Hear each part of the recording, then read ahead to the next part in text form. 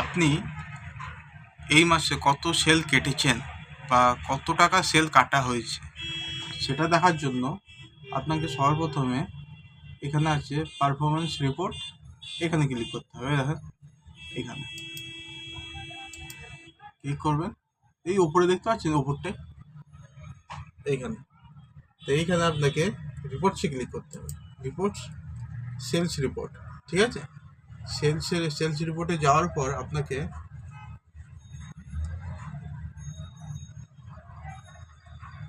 এখানে যে রিপোর্টটা আছে sales flash report by sales, এখানে ক্লিক করতে হবে।